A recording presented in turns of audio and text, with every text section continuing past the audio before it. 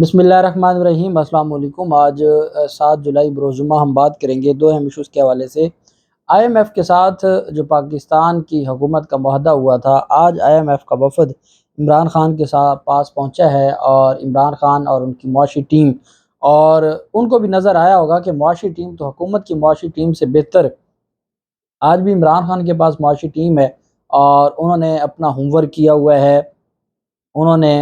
جو میرٹس اور D merits ہیں ان کو بھی ڈسکس کیا ہے، اور وہ پوری کی پوری ٹیم یکجا ہے۔ اور آپ نے دیکھا ہوگا پاکستان پیپلز پارٹی کے ساتھ بھی ان کی ایک ملاقات ہوئی، وہاں دو لوگ بیٹھے تھے، ایک سلیم مانڈوی والا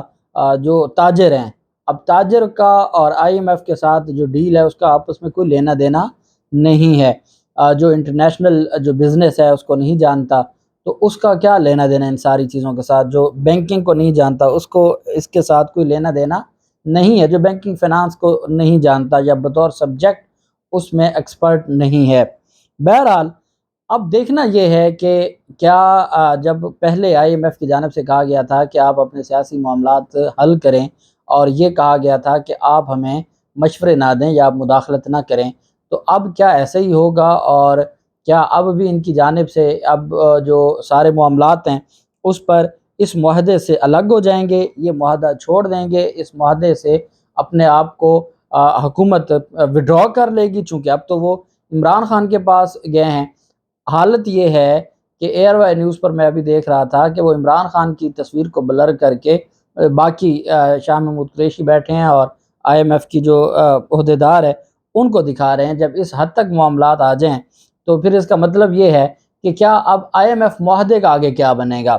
چونکہ بہت غم و غصہ پایا جاتا ہے، اور چونکہ یہ اس بات کا ثبوت ہے کہ آج بھی عمران خان کو پاکستان کی سب سے بڑی سیاسی جماعت، اور میں آگے آپ کو چل کے بتاتا ہوں کہ آئی ایم ایف کیوں گیا، اور ان کی جانب سے جو سٹیٹمنٹ آئی ہے وہ بھی میں آپ کے سامنے شیئر کروں گا، اور ساتھ ہم بات کریں گے کہ جو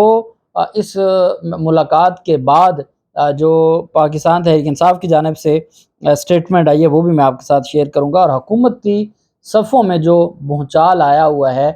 اس کو اگر آپ کہیں کہ صف ماتم بچھی ہوئی ہے تو یہ غلط نہیں ہوگا، کیونکہ ان کو تو بہت تکلیف ہے۔ وہ جس کو مائنس کرنا چاہتے ہیں انٹرنیشنل دنیا اسی کو کنسیڈر کرتی ہے۔ اس سے پہلے میں آپ کو بتاتا چلوں کہ پاک بھارت آبی تنازع پر عالمی ثالثی عدالت نے پاکستان کا جو موقف ہے اس کو درست تسلیم کر لیا ہے، اور یہ پاکستان کے لیے ایک بڑی کامیابی ہے۔ اس کی وجہ یہ ہے کہ آئے روز جو چیزیں ہیں وہ خرابی کی طرف بھارت لے کے جانا چاہتا ہے۔ بھارت کا مقصد صرف پاکستان کو اور پاکستانیوں کو نقصان پہنچانا ہے۔ بھارت کسی بھی صورت میں پاکستان کا فائدہ نہیں چاہتا۔ یہی وجہ ہے کہ ان کی طرف سے ہر دفعہ پاکستان پر وار کیا جاتا ہے، اور جیسے ابھی سیلاب کے دن آ رہے ہیں، سیلاب کے دنوں میں وہ پانی چھوڑ دیتے ہیں جس کی وجہ سے پاکستان میں سیلاب کا خطرہ ہوتا ہے۔ عالمی ثالثی عدالت نے پاکستان اور بھارت کے درمیان کشن گنگا اور رتلے ہائیڈرو الیکٹرک پروجیکٹس کے حوالے سے پانی کی تقسیم کے دہائیوں پرانا معاہدہ سندھ طاس جو معاہدہ تھا اس سے متعلق پاکستان کی درخواست کو منظور کر لیا ہے۔ عالمی ثالثی عدالت سے حکومت پاکستان کو یہ بڑی کامیابی ملی ہے، جہاں عدالت نے ان دو پروجیکٹس سے متعلق درخواست منظور کی ہے۔ عالمی ثالثی عدالت نے بھارت کا پرماننٹ کورٹ آف آرٹریشن کے دائرہ اختیار پر اعتراض مسترد کر دیا ہے۔ دفتر خارجہ کے مطابق یہ پیش رفت پاکستان اور بھارت کے درمیان تنازعات پر اپنی اہلیت کو آگے بڑھانے کا راستہ ہے، اور سندھ طاس معاہدے کی تشریح اور اطلاق پر مبنی ہے۔ ثالثی عدالت نے اہلیت کو برقرار رکھتے ہوئے یہ طے کیا کہ اب وہ تنازعات اور مسائل حل کرنے کے لیے آگے بڑھے گی، چونکہ پہلے اس جو عالمی عدالت ہے اس پر ہی اعتراض تھا بھارت کا۔ بھارت نے آبجیکشنز فائل کیے تھے، اعتراضات جمع کروائے تھے، جن اعتراضات کو اب عالمی عدالت نے مسترد کر دیا ہے۔ اب اس کے بعد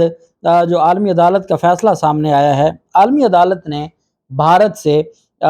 بیسیکلی 7 ججز ہوتے ہیں عالمی عدالت میں، اس میں جو مختلف فریقین ہیں ان کی جانب سے، جیسے پاکستان ہے 2 ججز پاکستان نامزد کرے گا، اپنے ججز دے گا، 2 ججز بھارت نامزد کرے گا، اور 3 ججز ہوں گے عالمی عدالت کے،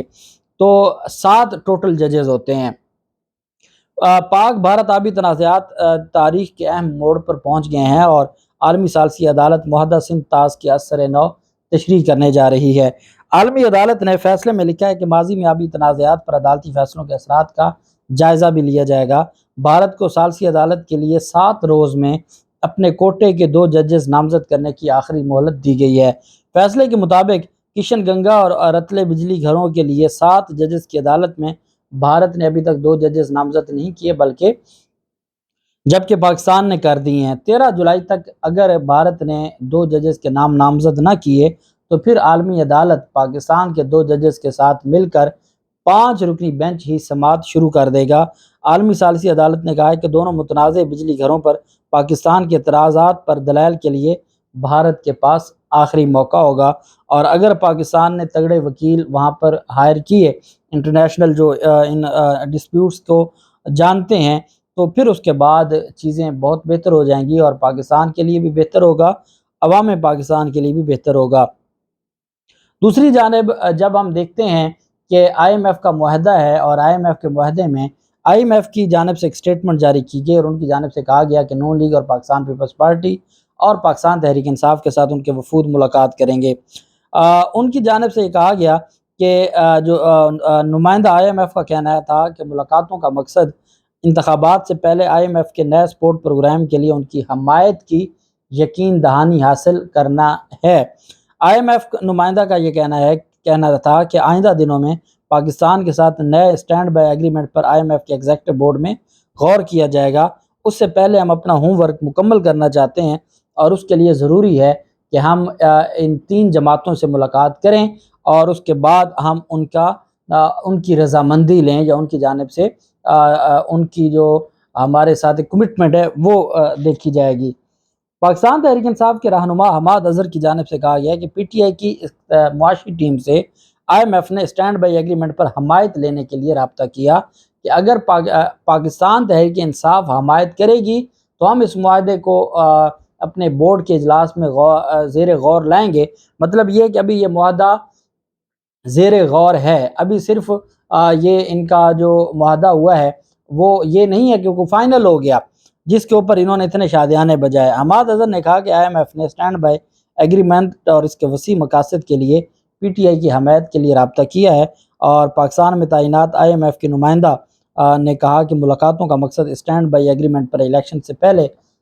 جو ملک کی سب سے بڑی سیاسی جماعتیں ہیں ان کی یقین دہانی لی جائے، اور اس بنیاد پر انہوں نے کہا کہ وہ پاکستان تحریک انصاف سے ملنا چاہتے ہیں۔ اور پاکستان تحریک انصاف سے جو ملاقات ہے اس ملاقات میں نہ صرف عمران خان خود موجود تھے، بلکہ وائس چیئرمین پاکستان تحریک انصاف شاہ محمود قریشی بھی موجود تھے، اور سب سے اہم بات اس ملاقات کی یہ ہے کہ اس میں جو آئی ایم ایف کا وفد گیا ہوا تھا صرف وہی نہیں تھا، ورچولی جو کنٹری ہیڈ ہیں آئی ایم ایف کے، جو پاکستان میں آئی ایم ایف کو ہیڈ کرتے ہیں، وہ بھی ورچوئل اس اجلاس میں عمران خان کے ساتھ جو اجلاس تھا اس میں وہ شریک تھے۔ چونکہ سب سے پہلے آئی ایم ایف نے یہ اعتراض کیا تھا کہ جب تک آپ کے سیاسی معاملات حل نہیں ہوتے تب تک ہم کسی ایک نتیجے پر نہیں پہنچ سکتے، یا تب تک ہم یہ نہیں کہہ سکتے کہ ہمارا آپ کے ساتھ معاہدہ ہو گیا، چونکہ ان کو لگتا ہے کہ سیاسی استحکام کے بغیر معاشی استحکام آ نہیں سکتا، اور ہمارا $3 ارب ڈوب جائے گا۔ یہی وجہ ہے کہ اس پر پھر پاکستان کی جو موجودہ حکومت ہے انہوں نے بڑا سخت رد عمل دیا۔ انہوں نے کہا یہ مداخلت ہو رہی ہے، ہمارے معاملات ہیں، ہمارے معاملات میں مداخلت کی جا رہی ہے، ہم اس کو کسی صورت بھی قبول نہیں کریں گے۔ پھر اللہ کی کرنی ایسی ہوئی کہ ان کا سٹاف لیول، ابھی صرف سٹاف لیول کا معاہدہ ہوا ہے، سٹاف لیول کا معاہدہ ہوا تو انہوں نے ایسے پیش کیا جیسے کوئی بہت تاریخی کامیابی ملی ہے، اور جیسے ان کی کوئی لاٹری نکل آئی ہے، قرضہ نہیں ہے بلکہ کوئی لاٹری نکل آئی ہے۔ اب وہی آئی ایم ایف اب جب پیپلز پارٹی یا نون لیگ کی بات کرتے ہیں تو وہ تو حکومت ہے، وہ حکومت ہے۔ اب ایک بات آپ یاد رکھیے گا کہ وزیر خارجہ ہے پیپلز پارٹی، وزیر اعظم ہے نون لیگ، تو وہ جو ہے وہ حکومت ہے۔ ان کے ساتھ پہلے جو ملاقاتیں ہوئیں، جو معاہدات ہوئے، ساری چیزیں ہوئیں، وہ پہلے ہی ان کے ساتھ ساری چیزوں کے حوالے سے ان کی ایک کمٹمنٹ تھی۔ پاکستان تحریک انصاف جو نہ اسمبلی میں بیٹھی ہے، نہ اسمبلی میں اس وقت وہ بطور اپوزیشن بیٹھی ہے، اور اس وقت اس کو ایک کالعدم جماعت قرار دینے کے حوالے سے درخواستیں دائر ہو چکی ہیں، ان کے جو سربراہ ہیں اس کو آرمی عدالتوں میں ٹرائل کے حوالے سے معاملات زیر غور ہیں۔ ایسے میں اس جماعت اور اس کے ہیڈ سے ملاقات کرنا کہ پاکستان کو $3 ارب کا جو ہم نے پیکج دینا ہے اس میں آپ کی حمایت ضروری ہے، یہ اب آپ بتائیں کہ کیا یہ پی ڈی ایم کے لیے یہ ایک زہر کا ٹیکہ نہیں ہے کہ آئی ایم ایف اگر یہ بات کرتا ہے، اور آئی ایم ایف کی پھر ٹیم نے ملاقات کی، آئی ایم ایف کی ٹیم میں جو وفد تھا ان کی 1 گھنٹے سے زائد یہ ملاقات جاری رہی، اور اس میں جو بریفنگ ہے وہ دی جاتی رہی۔ ایک جو ملاقات میں ریزیڈنٹ نمائندے ہیں ایسٹر، وہ وہاں پر موجود تھیں، اور جبکہ آئی ایم ایف کے کنٹری چیف وہ واشنگٹن سے ورچوئل شرکت کر رہے تھے۔ اس میں پاکستان تحریک انصاف کی جو قیادت ہے اس میں حماد اظہر، عمران خان کے علاوہ شاہ محمود قریشی، شوکت ترین، حماد اظہر، اور حماد اظہر کے ساتھ جو باقی قیادت ہے شانیہ نستر بھی تھیں، اور اس کے علاوہ جو باقی قیادت ہے وہ ساری کی ساری وہاں پر موجود تھی۔ اور انہوں نے اس ملاقات میں ان کا کہنا تھا کہ آئی ایم ایف سے سٹاف لیول معاہدے سے متعلق بات چیت ہوئی۔ آئی ایم ایف نے حکومت پاکستان کے ساتھ $3 ارب